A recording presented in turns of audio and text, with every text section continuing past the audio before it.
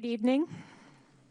It's 7 o'clock. I'd like to call to order this meeting of the Urbana City Council. It's Monday, February 12th, 2024. Will the clerk please call the roll? Ms. Wu? Here. Mr. Evans? Here. Ms. Hersey? Here. Ms. Colasetti? Here. Ms. Bishop? Here. Ms. Wilkin? Here. Mr. Quisenberry? Here. Mayor Marlin? Here. Next item is approval of minutes from the November 27th, 2023 meeting. Is there a motion for approval? So moved. Moved by Mary Alice. Second. Seconded by Sharice.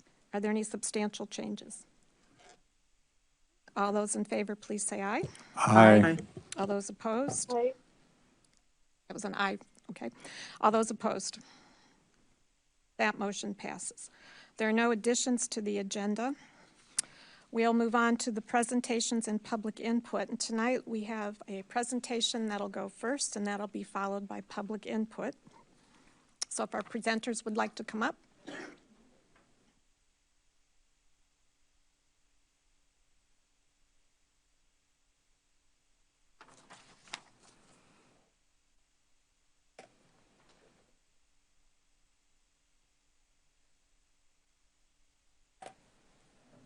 While they're pulling up their report, I'd like to introduce our speakers. It's Carly McCrory McKay. I apologize for the misspelling on the agenda.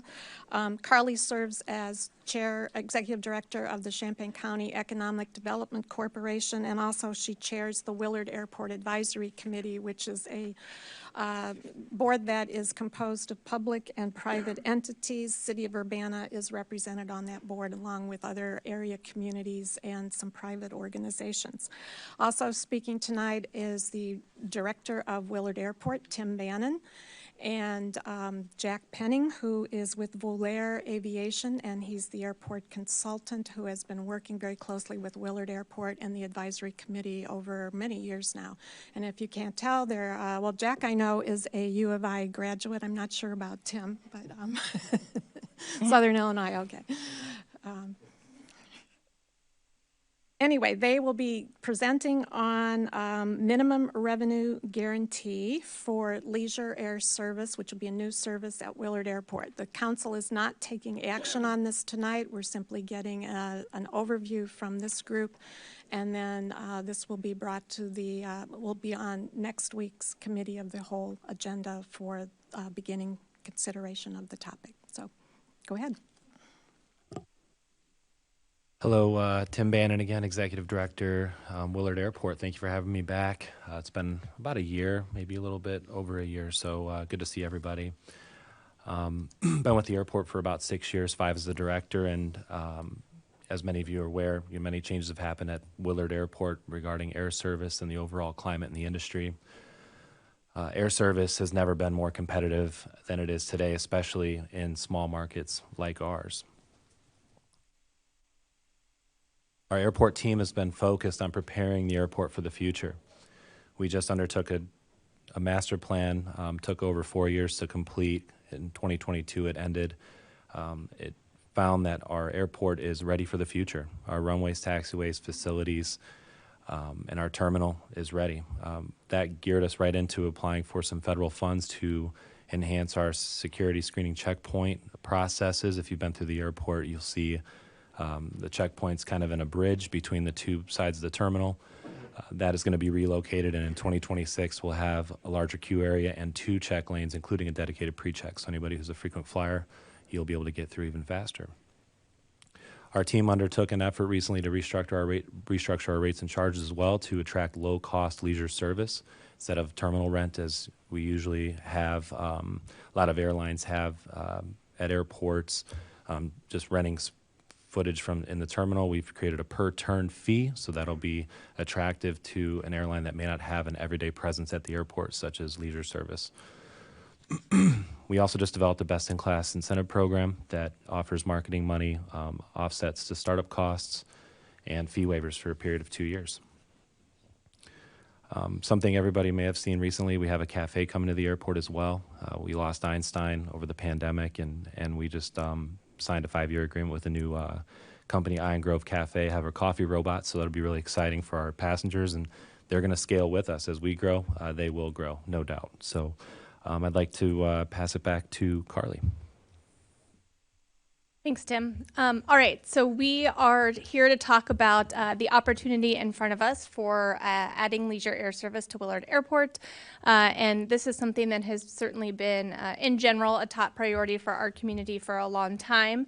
But we've been hard at work to be able to prep for this moment, making a lot of improvements at the airport, and it takes a lot to be able to do something like this. So Tim mentioned something like our incentive policy, but there's also a lot of infrastructure planning that has to be put in place and able to support this new service. So this is something that from the community side and certainly from the Willard Airport Advisory Board that we are focused on moving forward, not only retaining the existing air service that we have, and we're very grateful to American Airlines for that service, but continuously looking for opportunities to expand as well. So we're sort of looking at this from a very high level perspective. We have sort of three key areas that we're focused on and know that this will support. First and foremost is business retention and attraction. So air service development, commercial air service is something that gets asked on every single business meeting that we have, on every single request for proposal when companies are considering this community. It is a top priority for businesses. At the same time, we also know that this will give us the ability to bring more tourism to the community. So attract more visitors here, but also attract additional conferences here as well. And then another key component to all of this too is just talent attraction. So, we've been here talking about some of the programs that we have in talent attraction, working with our employers. This is something that comes up quite a bit when new talent is considering our community. And we are a community that is attractive for remote workers. And so there's been a lot of changes outside of our control in the airline industry. And so having the flexibility, especially around leisure air travel, is a key component to being able to attract and retain remote workers here. So those are some of just the high level things that we are thinking about and talking about and prepping of how we know this can ultimately be successful here in the community. And so what we're out doing, sort of a few weeks ago, we kicked off this effort for developing a community minimum revenue guarantee, which Jack is going to get into the details on. But ultimately, the University of Illinois has committed $500,000 for this guarantee, and we are out seeking support from the community to essentially match the university's initial commitment. It is our goal to be able to accomplish this in early spring, so by April 1st, because we are in ongoing conversations with the airlines, but we also have some really important face-to-face meetings coming up in the spring with the airlines. So we are building the case, building this community minimum revenue guarantee so that we can go meet face-to-face and put our best foot forward to be able to attract this leisure air service. And now I'm going to have Jack dive into some of the details. Great. Thank you, Carly, and thank you so much for allowing us to come and speak with you tonight. To tell you about my role, I am managing partner of Volair Aviation. It's a firm that I founded almost 8 years ago. We have about 200 years combined experience in recruiting air service to communities like Champaign-Urbana. I am a University of Illinois graduate. I can remember when we had TWA and US Air and all of those airlines here, because that's when I was in school. We are the preeminent consulting firm in the state of Illinois. For me, this is a passion project working for Willard Airport because this is where I'm from. My parents met here. They both went here. My sisters went here, and I went here too. So this is an important project for us. So where we are today with service, we have service to Chicago and to Dallas. We've had a big win, and I don't know if you've all noticed this, but we have all of our service on larger jets now. Every single flight is on a jet that has first class, an economy, extra class, and regular economy. We're the only downstate Illinois airport that can say that. And we got that because of a partnership between the university and Flightstar, the operator at the airport that does maintenance for American, working together to expand the hangar to be able to accommodate the larger aircraft. And if it wasn't for that community effort, we would still have very small aircraft here. So we have a competitive advantage. Bloomington, meanwhile, has lost Frontier Airlines. They've lost service to Detroit. They've lost service to Minneapolis. Springfield has lost United Airlines and has lost service to Dallas as well. And so we are really in a much better position than our peers, and that's because the economy here is just much stronger than the rest of the state of Illinois. Champaign-Urbana is the only metro area in the state of Illinois that grew population in the last year. the only metro. And so we have a very strong position. So I will say, though, that other airports are doing a good job at recruiting service. Springfield used a program like what we're talking about tonight, a minimum revenue guarantee, to get Breeze Airways to serve both Orlando and Tampa, and that launched just a couple of months ago. In Bloomington, they have service on Allegiant, the same kind of low-cost service we're talking about, to both Orlando and to St. Pete. They fill 90% of their seats on that service. So we know this type of service works really well in central Illinois. I do want to point out on Bloomington's service, only 3% of their passengers come from Champaign-Urbana, just an average of 3 passengers per day. When our travelers get in a car and drive to another airport, they drive to Chicago airports because they can fly nonstop everywhere, and our data shows that.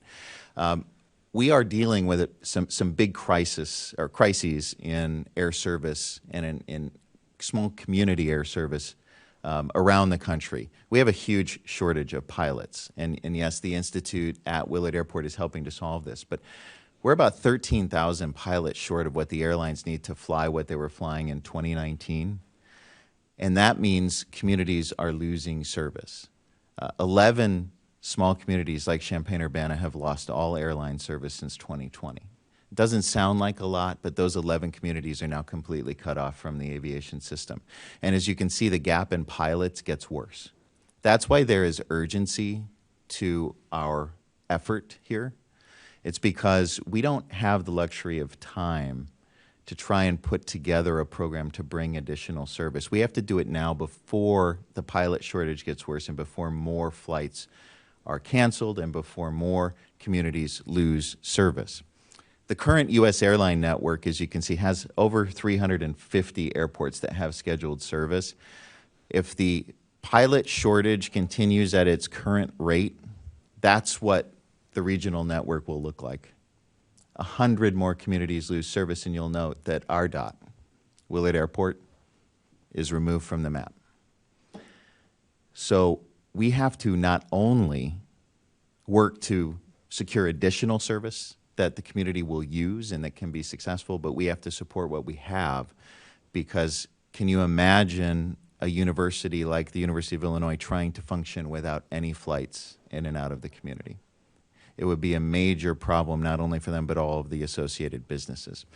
Since the pandemic, 131 airports in the U.S. have lost at least one airline. 131 airports, including Springfield, which lost United. That is devastating for many of these communities. And so this is really what we're fighting against. Do you have more to? I just have a couple other points, if that's okay. Is it all right if we extend the time to let them finish? I would move to extend another 5 minutes. That's good. All I those in can do favor? it in 5. Yeah. I blame the two of them for, no, I'm kidding. So the project we're talking about, a revenue guarantee, we're not talking about subsidizing an airline. What we're talking about is something that all of the communities you see on that map have done in the last 6 months. And that is, we come to an agreement with an airline for service in specific markets. We understand what their cost is of serving these markets. With that cost taken into consideration, we only have the responsibility of making up a loss against that cost. If they are able to generate enough ticket revenue, bag revenue, et cetera, to be profitable, we owe the airline nothing. And so we only work on these type of projects where we believe there is a good chance of success. And you see from this map, this is the competition. All of these communities have put together funds like this to go and get service. A great example is San Luis Obispo, California, where the county and the tourism agency and the cities were able to put together a multi-million-dollar guarantee. First to recruit service to Seattle, that was successful. Recruited service to Denver, that was successful. Recruited service to Dallas, that worked. Recruited Portland, recruited San Diego, and now Las Vegas on the same fund, not drawing down the money. 6 new routes, and passengers have tripled. So that's what we're really looking for over the long term. How this works, we are constantly talking to prospective carriers. That's really my job, that's Tim's job, that's Carly's job, Jane DeLuce is here too. We constantly talk to airlines. We have interest in airlines, assuming we can share the risk in the startup phase with those carriers. Once we have an airline that has a letter of intent, we negotiate. We sign an agreement. We convert pledges into cash. The thing I would note, the University of Illinois has pledged $500,000 for this project. That money goes first if we use any funding to make up the difference between profit and target, or target and loss. So we get quarterly invoices from the carrier. If we are below the target, we use first the University of Illinois' $500,000 to make up the difference, then the other contributors. If we are above target, there is no impact to the funding. This goes on for a period of 2 years. The service is self-sustaining after that period. We certainly hope and we forecast. If none of the funds are used, they're returned to the guarantors. And so that's really what our ultimate goal is. So again, we have $500,000 from the University of Illinois. We're looking for a 7-figure number. That's where we need to be able to compete. In the current environment, there are hundreds of airports doing exactly what we're talking about. And so if we're not in that number, in that neighborhood of 7 figures, the service will go to other places. Springfield had a large number for service, and when we met with the carrier, they said, do you have a similar guarantee program? We do not.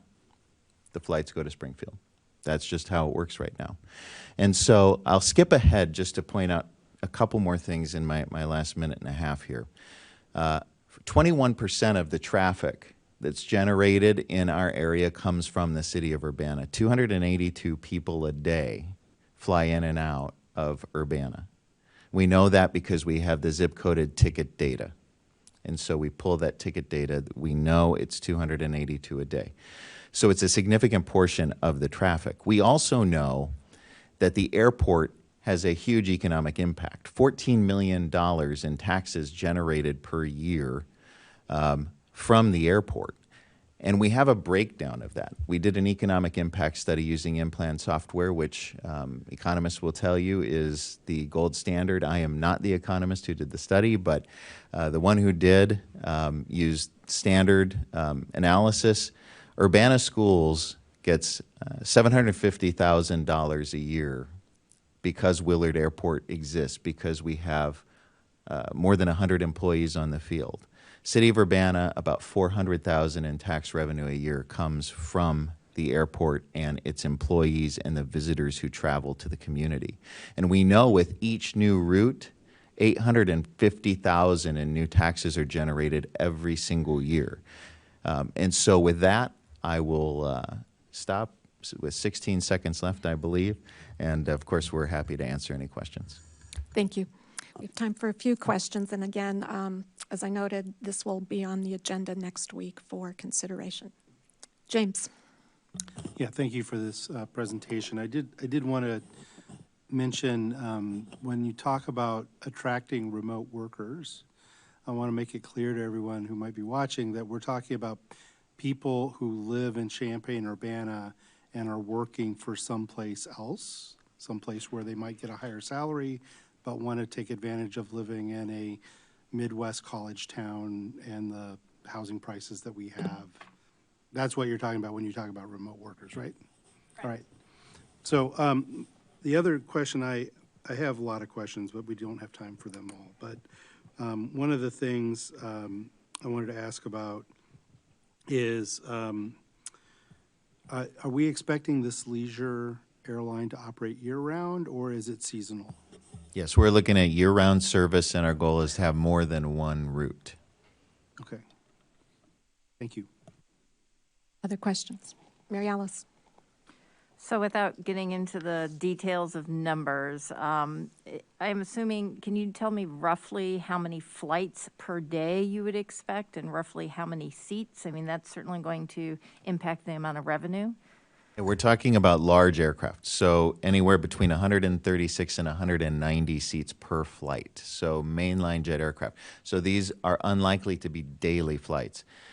More likely to be between 2 and 4 times per week to each destination, timed Thursday, Sunday, Friday, Monday to get the peak of service. What we've noticed in our day of week data, we're very, very weak on Tuesdays and Wednesdays, so we don't want flights on those days. There's not much demand. We want the other days of the week.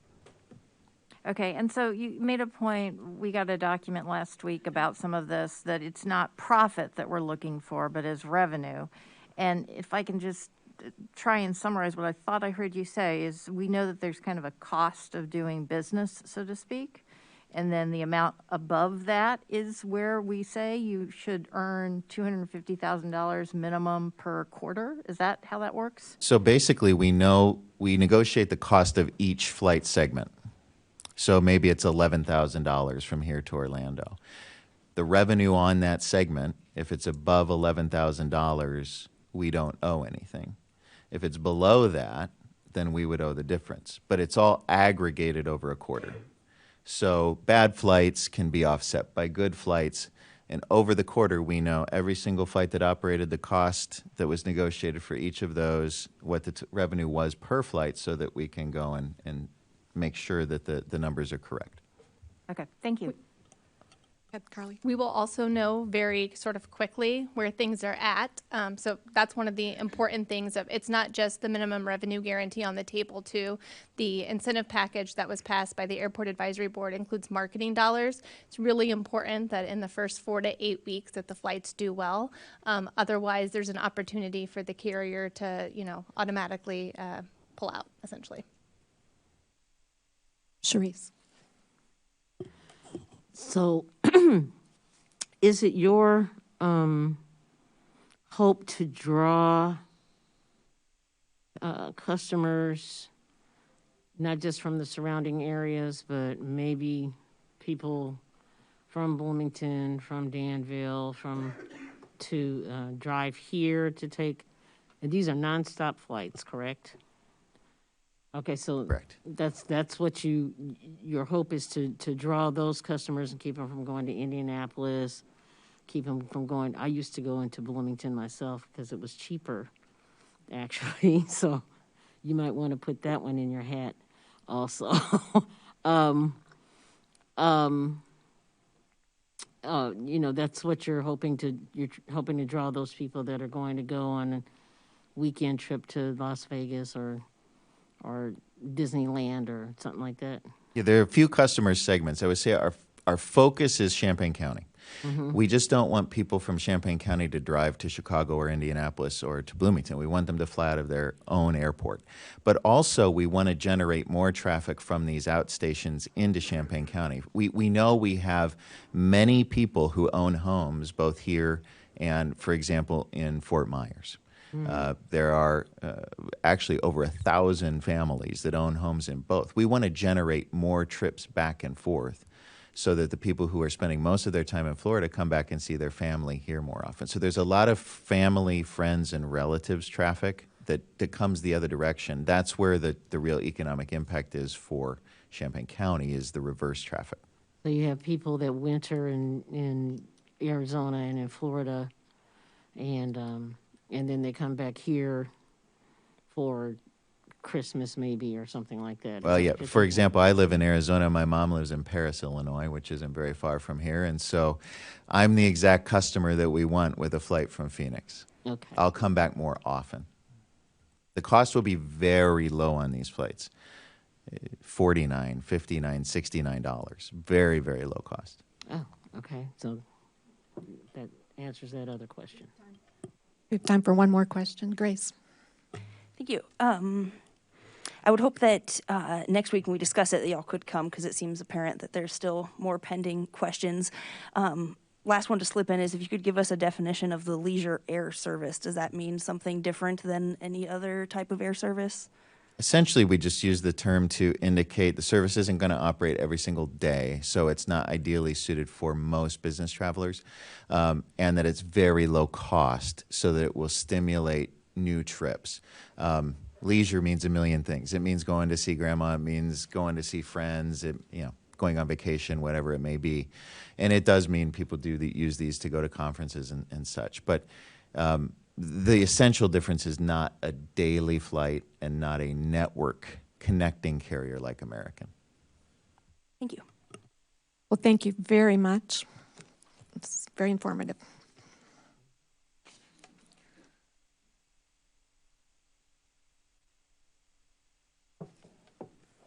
Okay, we'll move on to public input. Given the number of people in the audience, it looks like this will be 3 minutes each to speak. So if you'd like to address the Urbana City Council, please step forward. And we may need to lower that microphone. It seems pretty tall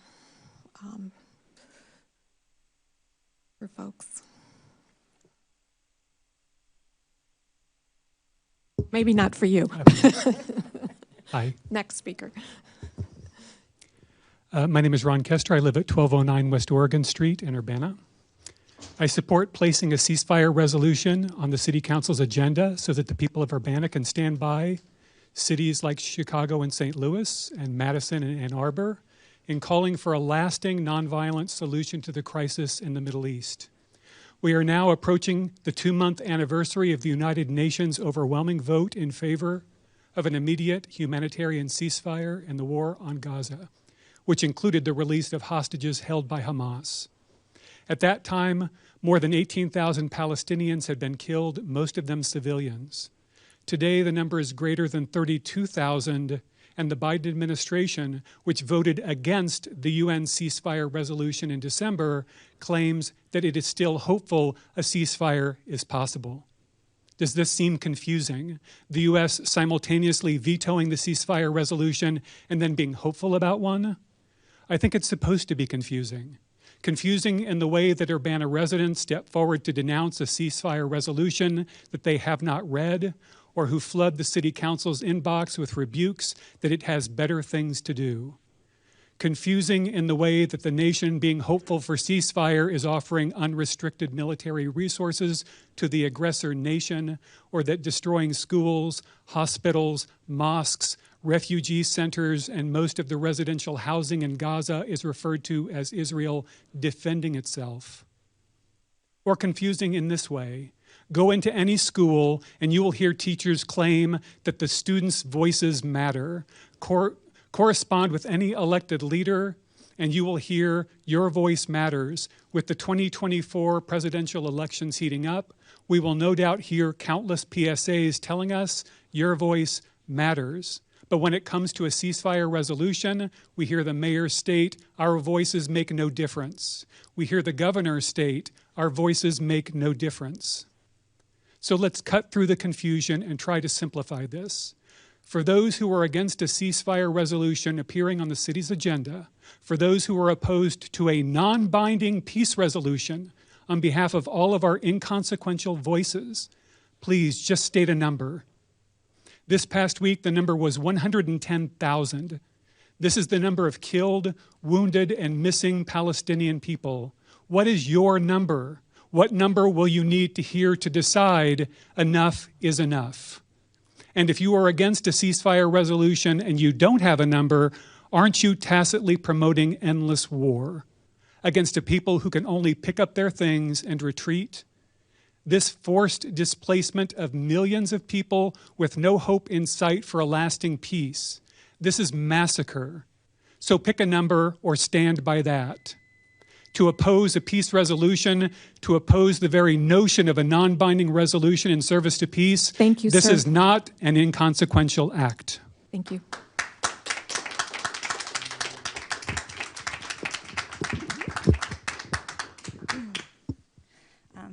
My name's Amy Odell. I've been a Champaign-Urbana resident. Ms. Odell, can you speak closer to the mic? Yep. My name's Amy Odell. I've been a Champaign-Urbana resident for the last 20 years. I'm a Jew that believes Israel should exist and has the right and responsibility to protect its citizens. I do not believe that Hamas are freedom fighters or that they are justified in their actions on October 7th. However, I do believe that this ceasefire justifies those actions by using inaccurate terms such as colonial settler state or apartheid. That being said, I am sad about the deaths, displacement, loss of homes of the Palestinians. I am for peace in the Middle East and a ceasefire, but not this anti-Jewish ceasefire. For the last 4 years, we have discussed equity and inclusion.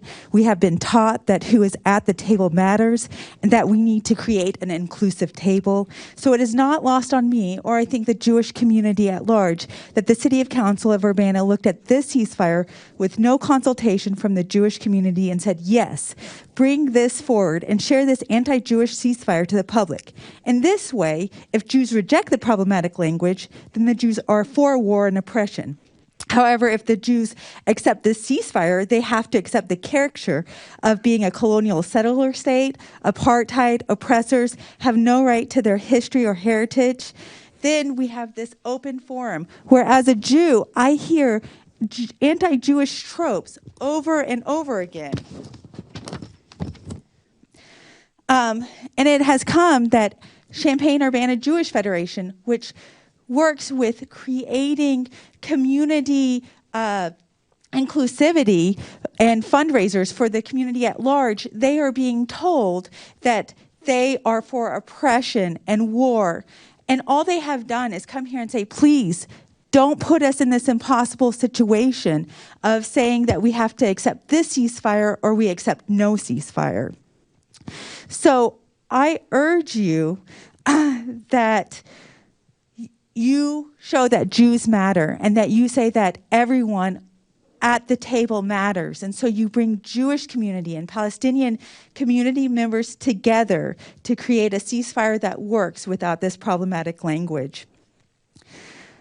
Because it seems to me that if you continue with this ceasefire, you are creating a process in which you show that Jews in your community don't matter. And then if you adopt this language, it seems that you are giving justification for Jews get what they deserve. I urge you to create a ceasefire that everyone is at the table, that denounces the actions of leadership, that does not promote the sanctity of life, and that denounces intimidation and promotes education, denounces violence and promotes safety.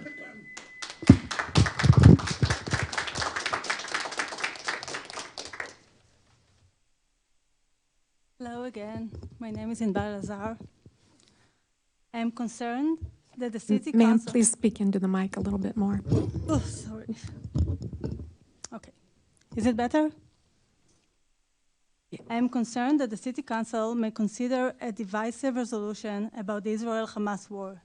Such action will only further inflame tension and re-traumatize our impacted community. Instead, Council should take steps to bring the community together and solve the crucial challenges facing our city. I have 3 kids, 2 of them are UIUC students. I am concerned for their safety. I directed them to not put any flags on the window and hide their identity because of all the hate spreading around. The threatening graffiti and vandalism around campus not only spread hate, but also wasted campus police resources, time, and money. I'm asking you to stand with the entire community. Say no to spreading hate, and say no to divisive resolutions. Furthermore, the City of Urbana should take action and create unity events that will provide a safe environment for community members to talk, discuss, and get educated about the situation in a balanced and honest way. Instead of using public input time for these discussions, where a real dialogue cannot take place and the precious time of the council members is taken, create places for dialogue specifically on this issue. There is so much misinformation spreading around, and this is not the time or the place to share history, context, and facts in a 3-minute speech. People are following TikTok, Instagram, instead of educating themselves with real facts. Another point that I would like to talk about is that Israel had already few attempts to negotiate a ceasefire, but Hamas was not cooperating and didn't accept the Paris framework. It looks like Hamas doesn't want ceasefire.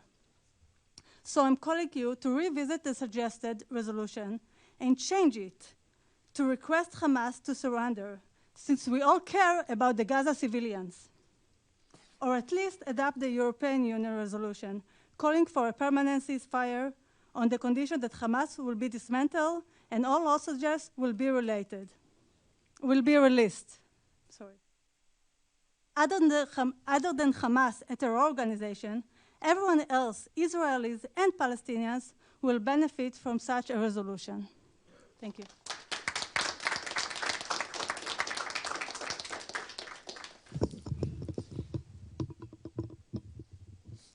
Good evening. You hear me? I'm Rabbi David Techtal. I direct the Chabad Center here in town. I'm a senior rabbi. I moved here in 2003 to the great city of Urbana, and I've been here since then, Champaign-Urbana.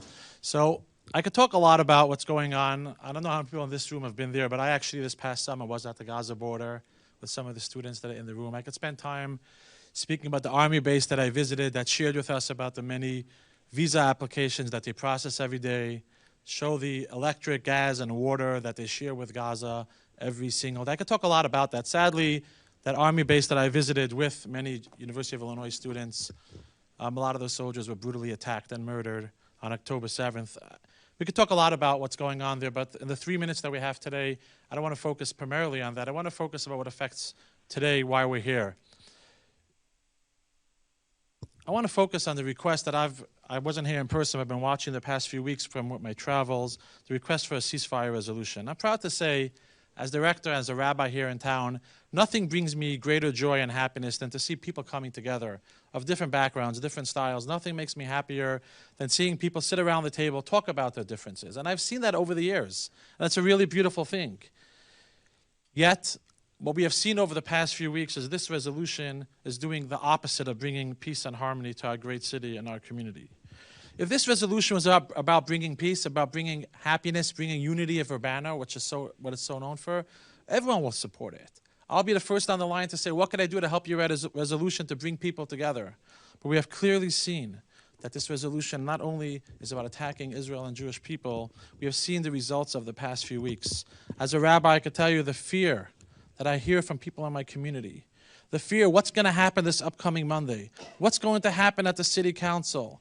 At a time when anti-Semitism is rising, I'm working on campus for 21 years. I've never had as hard of a semester as I had in the past semester since October 7th. The fear that people have, the worries that people have.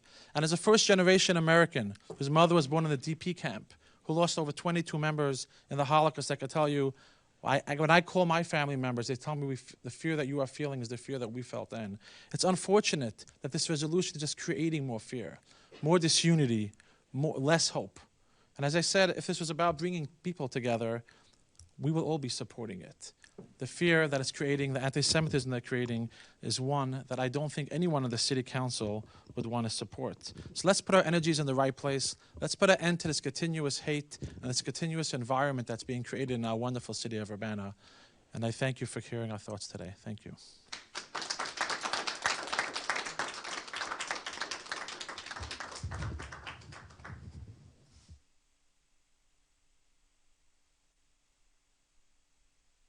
My name is Benjamin Kosman, and I'm an Urbana resident from Ward 7, and I'm here to speak against the proposed ceasefire resolution.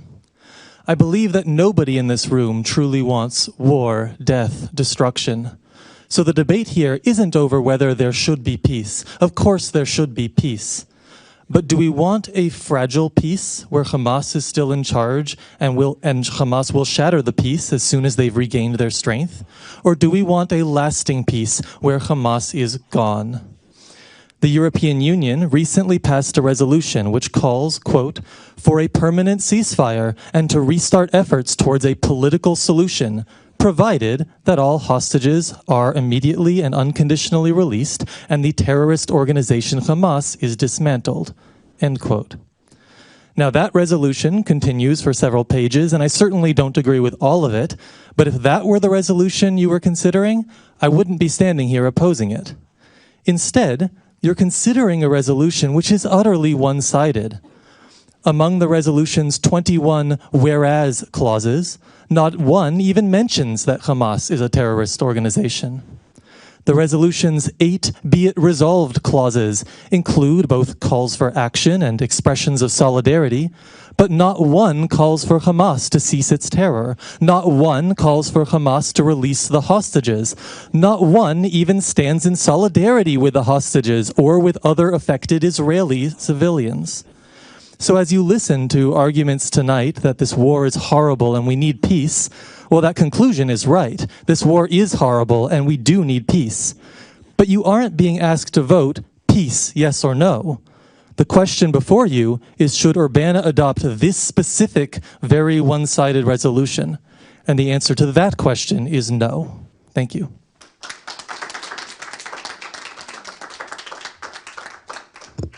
Good evening. Can you hear me? Yes. My name is Timur Oikberg. I live in the neighboring city of Champaign, and I'm here to speak against the resolution. In my reading, the resolution is overly critical of Israel and not sufficiently critical of Hamas. In fact, the previous speaker said this more eloquently than I could ever do so. I also would like to take exception to the accusation of Israel of war crimes and collective punishment, as opposed to the inflicting collateral damage, which unfortunately occurs in any war, in any military action, which is, of course, very regrettable. Now, I understand that my opinion on this is not the only one. People may disagree with this. I do, however, think that it is undeniable that this resolution is dividing the community, both in Urbana and all the neighboring communities as well. And based on this, and taking into account the purely declarative nature of this resolution, I would like to urge the respected council members to reject it. Thank you.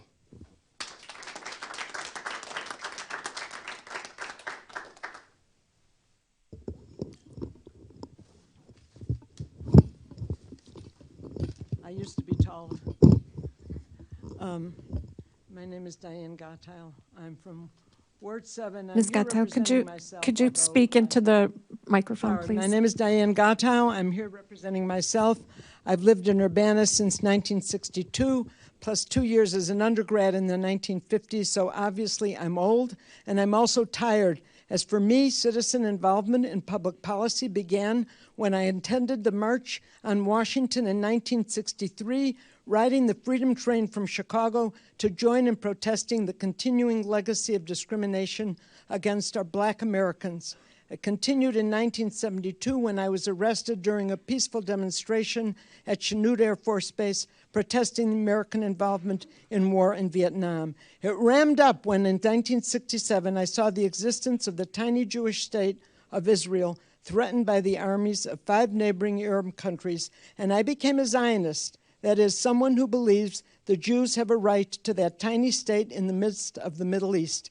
And I might mention that along the way, I got a doctorate in international relations. I worked in criminal justice for over 10 years, advocating for community-based corrections and alternatives to incarceration, a field I left when, sadly, we began building jails and prisons across the country and finding people to put in them, for if you build, they shall come. And I thank Governor Pritzker for recognizing this. I could go on with my bona fides, but as you see, I'm a bit of an old radical, a credentialed one at that. Therefore, I'm all for the City Council passing resolutions on issues of humanitarian concern.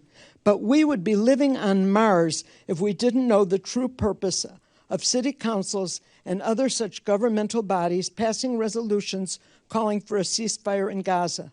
Thus, I would probably not be here if there was a proposal for the Council to pass a resolution calling for the terrorist group Hamas to release the Israeli prisoners and surrender to Israel, something that would probably have caused the Israel Defense Forces to stop the terrible aerial bombing and would have prevented them from even entering Gaza, having left there over 20 years ago. I close by saying that I trust in our President and our Secretary of State, both of whom are working very hard to end the humanitarian crisis in Gaza brought on by Gaza by Hamas. And I call upon the City Council to leave this matter to them rather than to pass a symbolic resolution that is at its base anti-Israel, and I read it.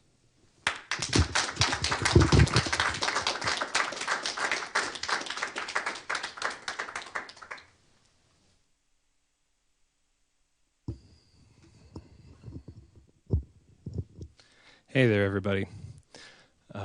Good to see you again. I am so glad to hear so many people. Could you state your, excuse me, can you state your name? My name is Ben Jocelyn. Thank you. And I live right here in Urbana, was born here. And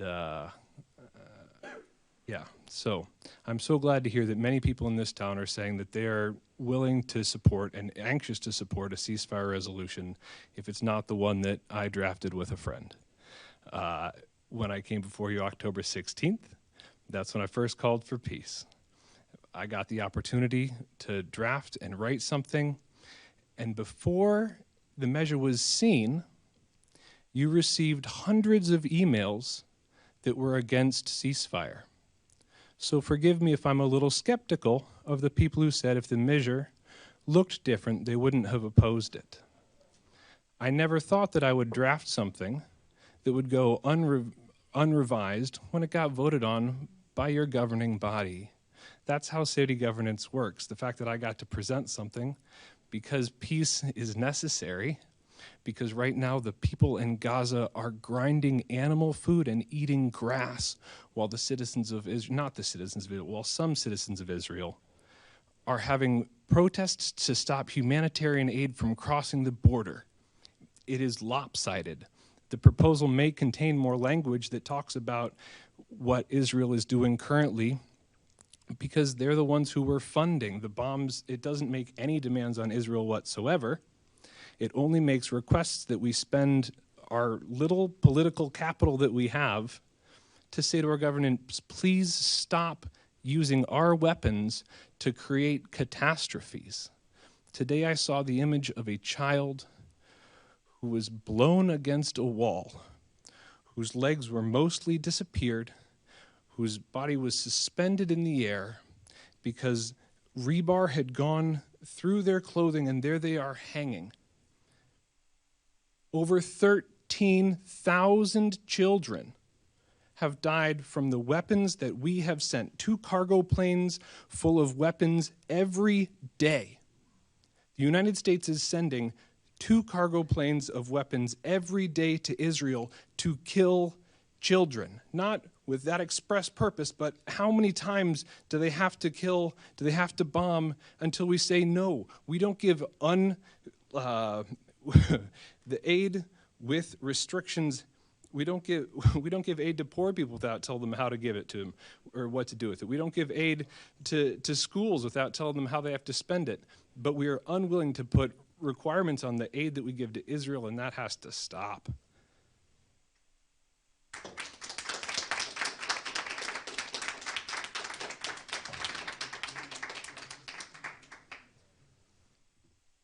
Hello, my name is Kate Kruswick, and I'm a resident of Urbana. I have a lot I want to say today, so I'll try to be fast. As of, I believe, last night, they have started bombing Rafah. I don't know if you know, but Israel has been telling all civilians that you should go south to Rafah, the southmost point in Gaza. That you will be safe if you go there. And now they are bombing it. They're planning a ground invasion. Does this not sound like ethnic cleansing or genocide to you? What else could it be? I also want to talk about apartheid. I know a lot of people said that Israel is not an apartheid state.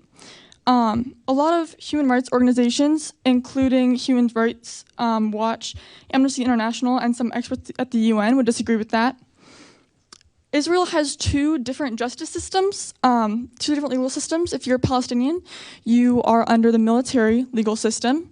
And if you're Israeli, you're usually under the civilian criminal legal system, meaning that if you are an Israeli and you commit a crime, let's say manslaughter, you could get 20 years in prison. If you're a Palestinian, you could get life. I don't know if that sounds like anything but apartheid to you. Additionally, Palestinians are not allowed to move freely throughout their own territory. There are checkpoints everywhere. They are subjected to invasive questioning, invasive searching, violence, and often told they cannot go for no reason whatsoever. You have to get a permit. Palestinians have to get a permit to go through Israel. Again, they're often told they cannot for no reason, and they can't do anything about it. They are also often detained for no reason. They can be detained for long periods of time with no charge, no trial, but they're Palestinian, so it's considered okay in the eyes of Israel. They're also tortured in prison.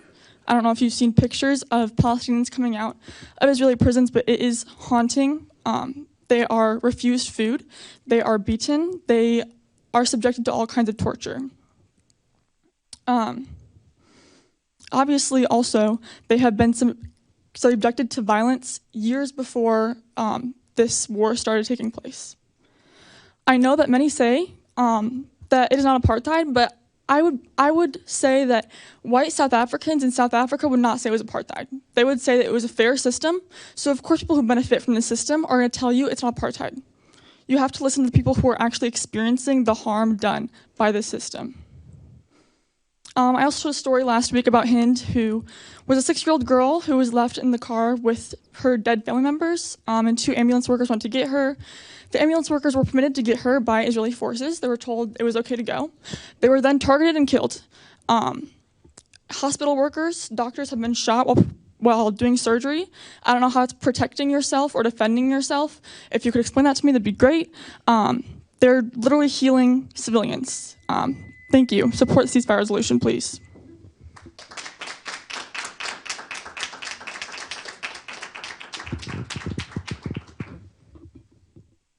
Itai Segev, 410 West Florida Avenue. I still oppose this ceasefire resolution. I feel it is bringing a lot of division. And I certainly oppose the text of this particular one. There's a lot of fear, and I see that fear everywhere, which is why I think this is not a good route. But if we must have a resolution, then I would like to thank Councilman Quisenberry, and I hope I'm pronouncing that correctly, for his comments last week that the City Council look at other resolutions and think carefully about where they want to go. One speaker has probably made this point better than I will earlier this evening, but I do want to make explicit there have been a number of speakers in recent weeks who want to clarify that there is a diversity of opinion within the Jewish community, and there are those who support this resolution. I would like to point out that there is a different diversity issue. Not all progressives think the same. I am a progressive in Israeli terms. I am a Meretz voter. If I were to translate that into the American context, that would place me somewhere between Bernie and AOC. And yet I am strongly opposed to this particular resolution because I feel, as I explained last time in greater detail, that it makes a number of invalid points and comes across as certainly anti-Israeli and also anti-Jewish. And so I think that's everything I want to get into this week. Thank you.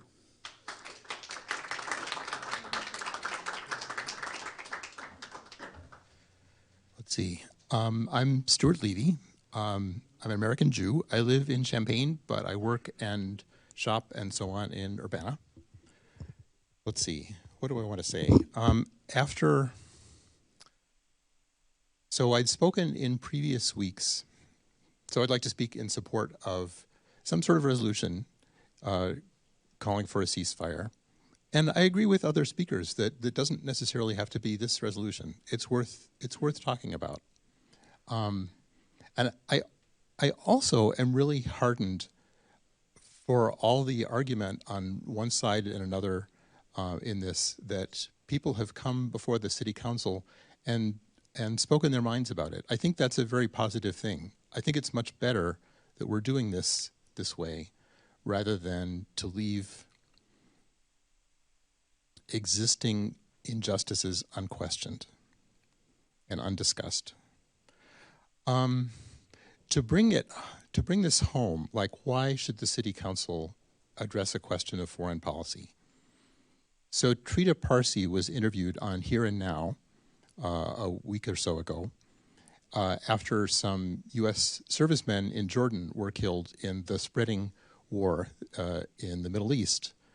And one of his comments is that the U.S. has made a miscalculation that we could allow Israel to do anything that it wanted to do to the Palestinian population without consequences, and that would not lead to a wider war. And he pointed out that this calculation is now clearly wrong. So do we as Midwesterners want to live with the consequences of a spreading Middle Eastern war? I don't think so. Some people here who oppose the resolution this week and in other weeks have said that, well, the solution would be for Hamas to disarm and hand over the hostages, and basically to surrender. And that is not how peace happens. When for one belligerent in a conflict to just call on the other belligerent to surrender, that isn't the way that a peace negotiation works, and it wouldn't work in this case. I guess I will stop with that. Thanks for your time.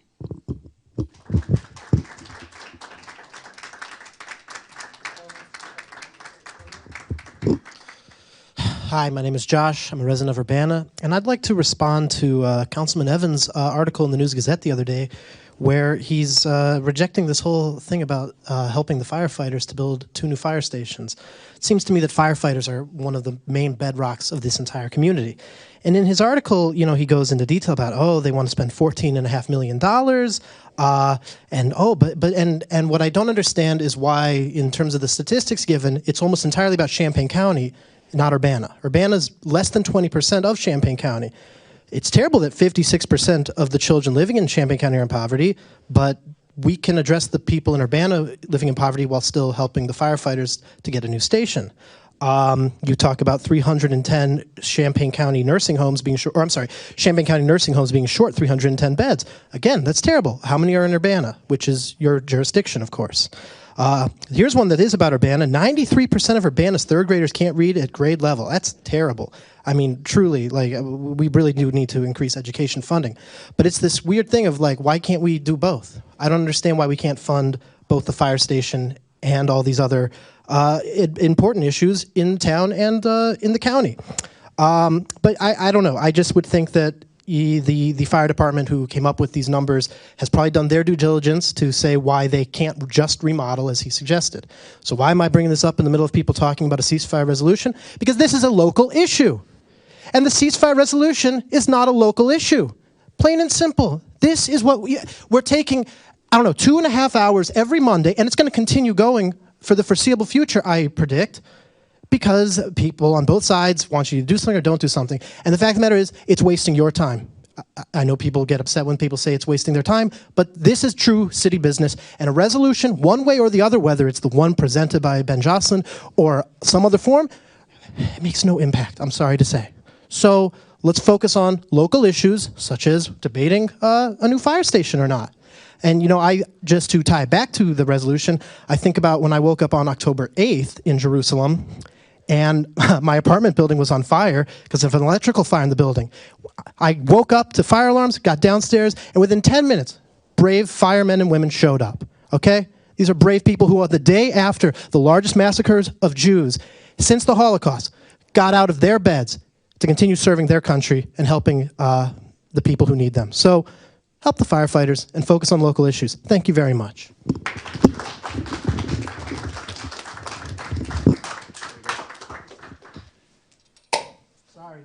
good.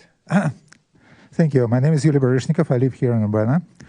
And I would like to address this resolution once again. Resolution is not actually a resolution asking for peace. I mean, we all want peace. And from my observation, Jews want peace. They thrive there. They don't want war. Resolution is a collection of editorial condemning Israel for various crimes, and then a couple of calls to the United States government to stop the support of Israel. Am I correct, Mr. Evans? Mr. Evans, you were supporting this resolution. Am I correct? Yes? We can't talk. Oh, you can? No, as a matter of clarification. Not at this time. No. As a matter of clarification, I can ask you a question. Okay. No, this is not a dialogue, but please continue. So anyway, it's not a resolution in support of peace. It's a resolution to condemn Israel. So why you specifically focusing on condemning a Jewish state? I don't know. It's up to you. However, there is not a word indeed on condemning the government in Gaza. The peace can be achieved in a flick of fingers if the government in Gaza release the hostages and disarm the military formations. It's as simple as that. They don't do that, and our city in this resolution won't ask them for that. So this is a war, no question that it's military confrontation between two parties, two states, and the resolution proposes to support withdrawal of, resolution asks for withdrawal support of the United States to one of the states and says nothing about the other. In other words, the resolution obviously sides with the government of Gaza. So let's just look. Okay, so you hate Jewish state for one reason or other. Flawed democracy, no more flawed than this country, still liberal, free country. What's happening on the other side? Hamas, the governing body, like the primary governing organization in Gaza, is the organization where the notion of political dispute is throwing the opponents off the rooftops. It's the organization whose charter asks for the state from the river to the sea to be not a free state. They're asking for Islamic state. They're asking for theocracy. So you're asking for a murderous regime, a theocracy, wants to establish, forget about Jews. Again, I know you don't care, Mr. Evans, I know you don't care about Jews. However, you're asking for a regime which will be governing Palestinians for future. And all our fire-wearing, cosplaying, resistance cosplaying crowd is okay with that? I think it's wrong. I think just to support Palestinians, we should draw this resolution out and forget about it. Thank you.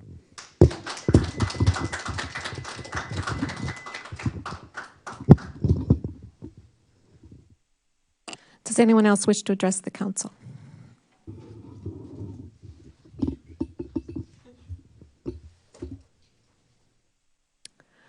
Okay, seeing none, we will move on to council.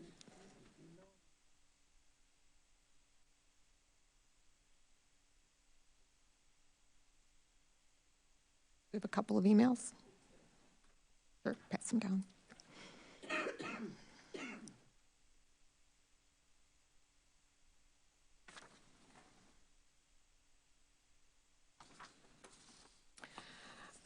My name is Sophia Sampson. I'm a local community member. I support a ceasefire from October 7th until January 30th, 116 days. At least 26,751 Palestinians have been killed, including over 10,000 children.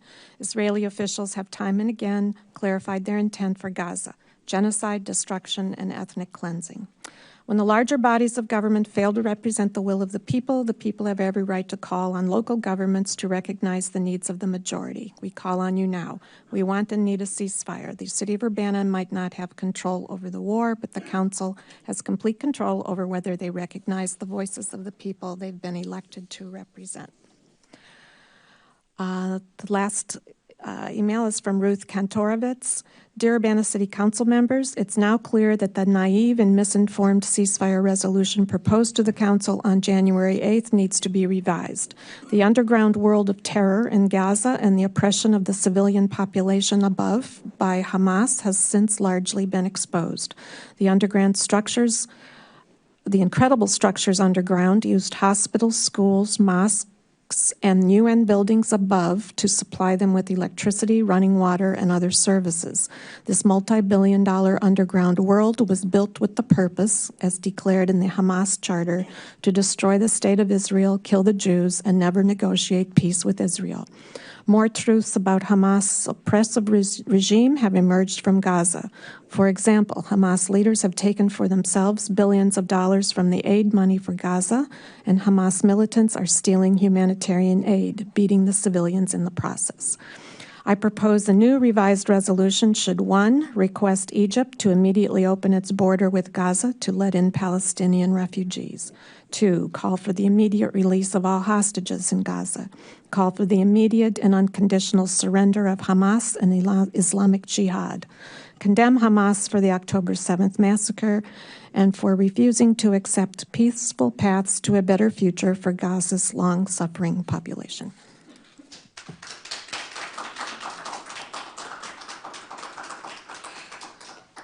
Okay, and with that, we'll move on to council input and communication. Grace. Thank you. I would like to say some comments on what's been discussed tonight on a ceasefire or peace resolution. I thank the public for your engagement. I think it's important to come out. I know it's not always easy. The important thing here that I'm very aware of is that we are here to serve the people of Urbana at the top of the city's organization structure. I think the complication gets in the details of what do the people want and what is the right thing. I thank you for your patience in my lack of comments on this issue the past few weeks. It's because it's complicated, delicate, and important and requires consideration. It's not out of a lack of care or concern. I'm personally not knowledgeable and experienced enough on this topic, even with some research, to make more detailed input or modifications to proposals like this. To clarify, the City Council hasn't officially considered or proposed a resolution. There was what I believe a well-intended presentation by a member of the public with a draft resolution by a few members of the public that was never set in stone. I agree that it's unfortunate that this has been more locally polarizing than I think it has to be. I think that comments and attacks on the council about any resolution that they've read are misdirected. Again, not coming from the council ourselves. I do support the people as a big, complicated, non-agreeing group of individuals to find a more agreeable form of a resolution. I think that would be important that that's a body, not the city. This isn't the place, the meetings, the way they're not designed for a back and forth collaborative public discussion. There are other formats that we could explore for that. I think another organization to host, organize, and moderate community conversations to work towards finding language that reflects shared values of peace with some trauma-informed facilitation and discussions would be great. And I would support such a resolution that we could find some more general agreement amongst the complicated body of the people of Urbana. We are here to serve you, but we need to come to, I think, more of an understanding on what that means. I agree with supporting peace, even in the face of mutually destructive military forces. I'm not sure what the exact path forward is in these conversations. I'm willing to help as I can personally in the process, but I really believe that if we can put our community brains together, we can find the resources to have the appropriate conversations to come up with something. And I think this has already been suggested by plenty of the public. I think other council members may agree. So it's nothing new. I'm in support of it, and I really hope that we could find some more agreement, and I hope that we don't continue to have more local polarization, because I think we do have a lot of shared values here. Thank you.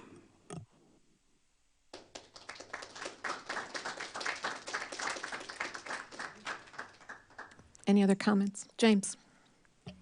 Yes, thank you. And it has been through all of the public comments over the last several weeks that my intent in this has become more clear. I have talked to Ben Jocelyn. I have talked to a leader in the Jewish Federation.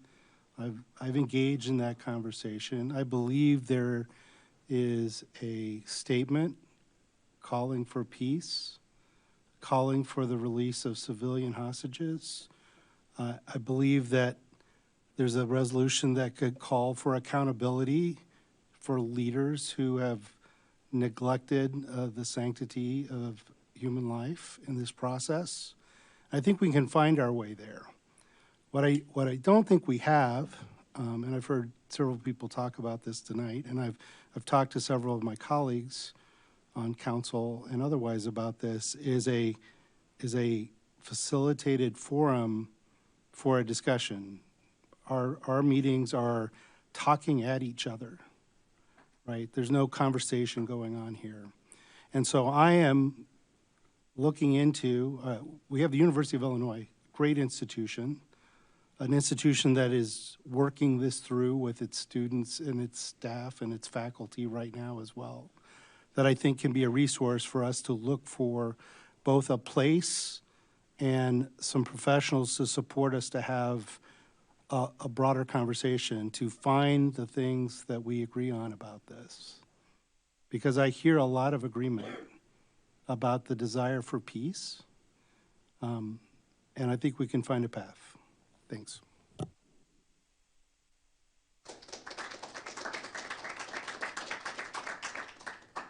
Any other council member comments? Did want to call your attention to materials that were on the dais. These are new publications from the Office of Human Rights and Equity. They focus on educating both the members of the public as well as members of the apartments, rental property owners on housing rights, fair housing laws, and the fact that discrimination is illegal regardless of income or location, and many other factors. So there's new information, contact information, and these are being distributed around town. We also have larger versions of these posters being sent out to the property managers and owners in the area. So any questions, contact the Office of Human Rights and Equity. All right. We have no unfinished business. We'll move on to reports of standing committees. On behalf of the Committee of the Whole, I would like to make a motion for the approval of the following resolutions and ordinances in the consent agenda. Resolution number 2024-02-002R, a resolution approving an intergovernmental agreement to accept a justice assistance grant. Ordinance number 2024-02-006, an ordinance vacating an alley, North and South Alley, between 704 and 706 East High Street. An ordinance number 2024-02-007, an ordinance vacating an alley, North-South Alley in the block bounded by North Weber Street, Railroad to the north, North Lynn Street, and the East-West Alley north of East Main Street. And an ordinance number 2024-02-008, an ordinance vacating an alley, North-South Alley, west of 606 East Green Street. All those for a motion for approval. There's a second. Second. Moved by Mary Alice, seconded by Chris. Will the clerk please call the, or moved by Chris, seconded by Mary Alice. Will the clerk please call the roll? Miss Wu? Yes. Mr. Evans? Yes. Miss Hersey? Yes.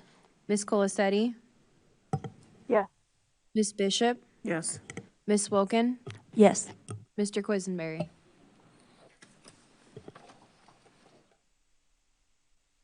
Where'd he go? That motion passes. Next item is ordinance number, for the regular agenda, I move for approval ordinance number 2024-02-004, an ordinance revising the annual budget ordinance, budget amendment number 6 omnibus. Is there a second? Second. Moved by Chris, seconded by Mary Alice. Discussion. Grace. Thank you. Didn't know if we could well, I guess wanted to bring up and maybe a few follow-up questions about last week, what kept this on the regular agenda likely of the question about minority hiring things. And it seems like we've had clarification that we already have a 10% aspirational goal for women, minority, veteran, business enterprises, right, for the entire cost of the whole project. Is that correct? I see Tim nods. Yes, he is. Yes, that's just kind of a aspirational goal that we set when we entered into the project. Okay, thank you. And then we got a follow-up memo, which I really appreciate Will's organization. If he's here, if you're listening, Will, thank you. I like that flow chart, and I think what we had talked about last week was possibly adding a checkpoint to come back to council, right, if we didn't hit that aspirational goal. And that's a little different from maybe what the plan typically would be, right? And so I would like that to come back, and I see the points in here saying that we can't do a delay and all that stuff. I'm open to a special meeting, or at least maybe informational thing at first. Like, I would like to know, how close are we? Are we way off our aspirational goal and we could spend 1% more and hit it? Or are we already really close and it would be a huge cost to increase it a little bit? I feel like there's a lot of things in there that would kind of depend on where we are in the process. So I would like that to be a checkpoint. I don't know if there's confirmation, if we have the same understanding so far, and your thoughts on that checkpoint. I guess the first question I would just ask with that is, if we do bids initially and they come back and we're 10% or greater, do you want us to come back to talk about enhancing that further? Or are you good with us just proceeding at that point? I think I'm good with the flow chart that if we hit the 10% minority aspirational goal and we're within budget, then we're gravy. It seems like the question here would be the understanding of the city in the memo here saying that we would accept bids even if they were below that goal because it's aspirational, without a checkpoint back to council. And what I would request is if we could have that checkpoint back to council, given that it didn't cause major delays or increases in cost in the whole process. My understanding is that there is the checkpoint in there. The question, do the bids meet the 10% participation goal? And if it's no, then it will come back to the council to answer the question, are you willing to increase the budget? So you can either vote to increase the budget to achieve that participation rate or accept the lower participation rate. So that is your checkpoint. I think one point of clarification there, Mayor, is essentially what we've talked about is, obviously if council says the budget is the budget, we're going to take what we get. We wouldn't come back. If you want to have that consideration that we talked about, we could come back. But what we talk about further down in Will's fact sheet is just that may require expedited review just because of the timeliness of getting this contract awarded and things like that. It may require a special meeting. And that's what that checkpoint there is. If council says, yes, we want you to come back and check with us before just proceeding, understand that may require a special council meeting to accommodate that. Yes, I understand, and I am down for that. And yes, thank you for the clarification. Yeah, I was looking at the language in the memo that says if we fall below participatory goals, accept bids as proposed, consensus direction, no formal vote as current policy and contract reflects aspirational goals, not requirements. So the plan seemed like to move forward, and I understand that with the timelines and request that it comes back for that checkpoint. Carol. I just want to add one maybe final point of clarification, that the second full paragraph on the second page, if bids come back above budgetary authority and or below MWVBE goals, staff will come back to council with a few possible options for consideration. That is intended, the language below that are those options, so it would still be council's option. It's not that staff would exercise that discretion without coming back to council if the bids were below the participation goals. But one of the options is number 3. That help? Yes, thank you. Yes, so I hear that is our plan, to check back with council if we're below the participatory goal and see where to go from there. And I'm willing to do special meeting things, and wondering if other council members also feel that we're okay with this, or if there's any additional binding language that they feel they might like. James? I'm okay with the flow chart as it's described and the words as it's written in the summary, and I'm okay with, if we're not meeting those things and we have to give council input, having a special meeting called on whatever the notice is, 48 hours or 72 hours. I'm happy to come in and talk about it if it doesn't work out. Is there consensus for special meeting if you need one? Yeah, I would support it.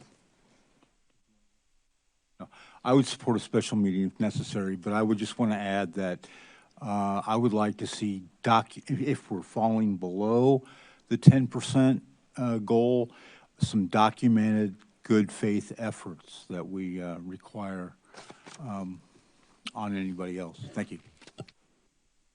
Further discussion? Jaya, did you have any comments?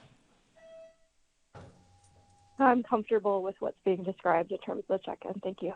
Okay, thank you. Well, with no further discussion, will the clerk please call the roll? Miss Wu? Yes. Mr. Evans? No. Miss Hersey? Yes. Miss Colasetti? Yes. Miss Bishop? Yes. Miss Wilkin? Yes. Mr. Quisenberry? Yes. Mayor Marlin? Yes. That motion passes.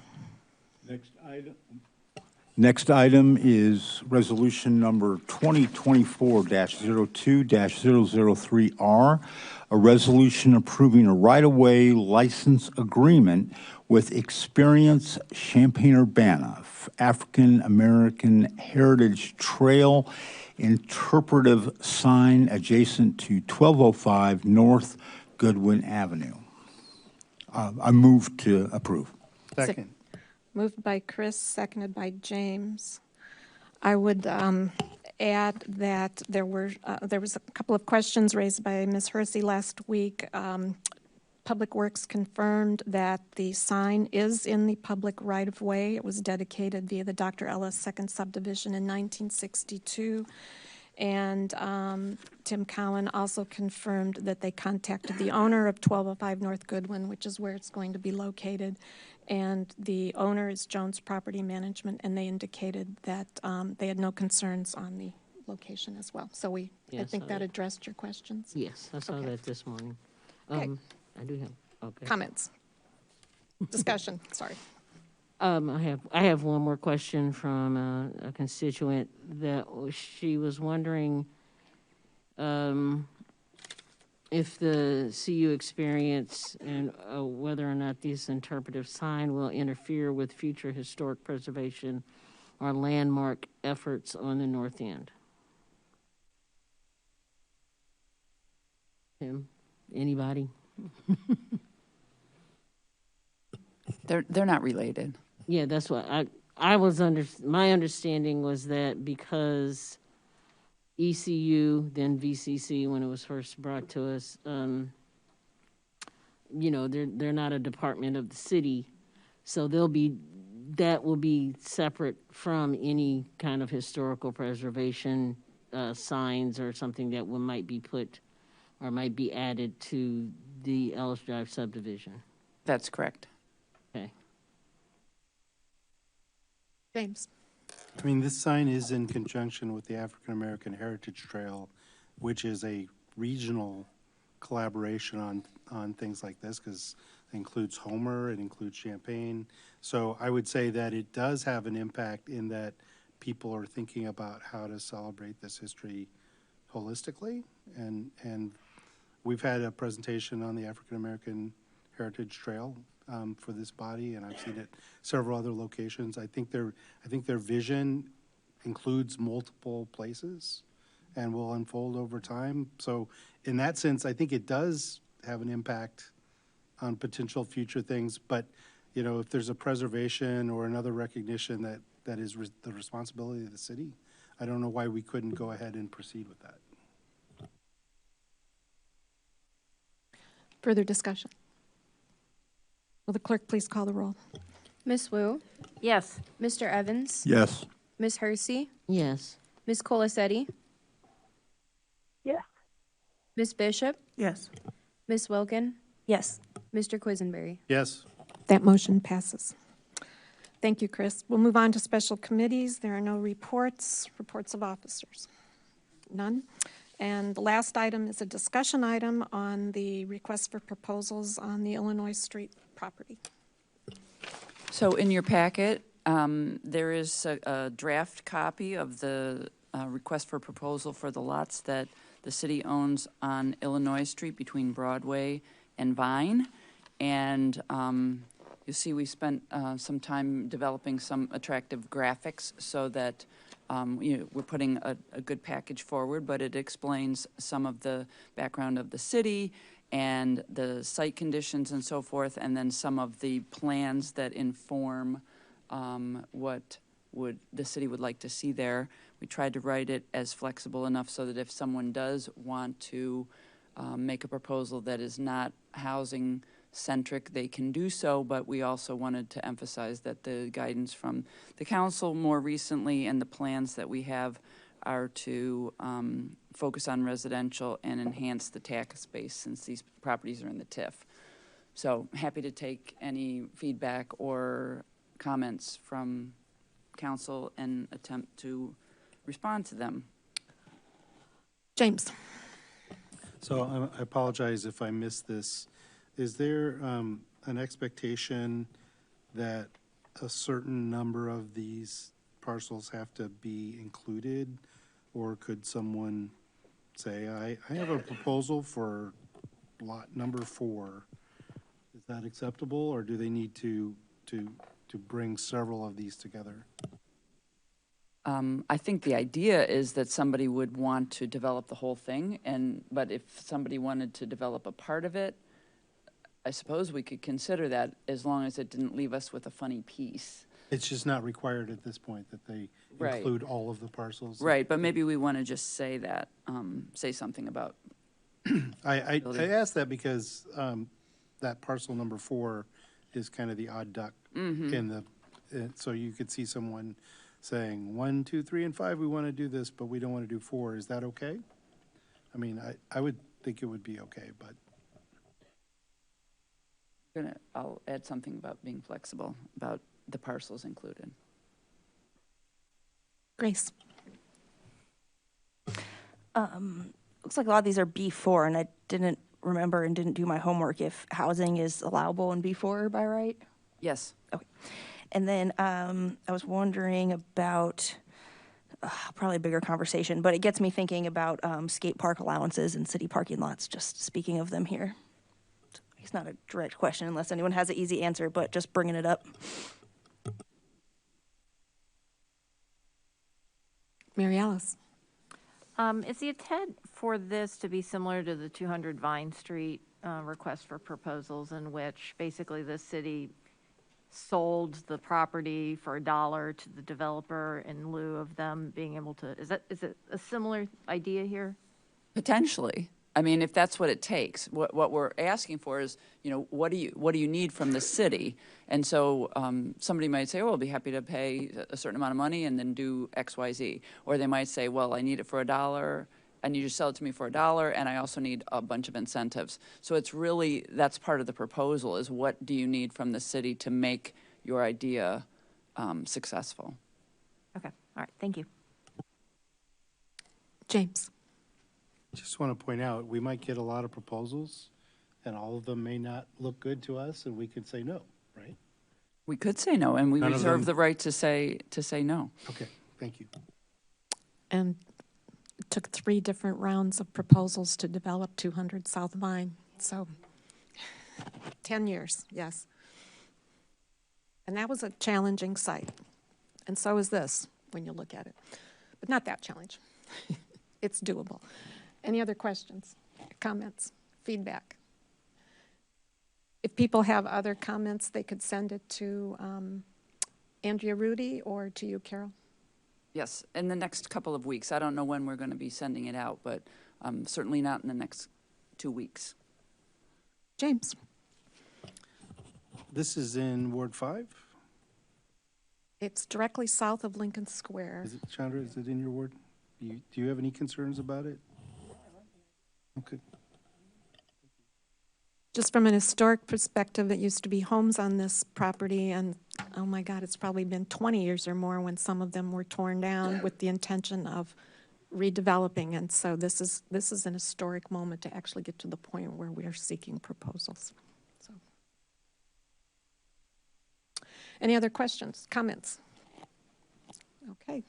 Well, if no further business before this council, this meeting is adjourned. Thank you to the firefighters who are attending tonight.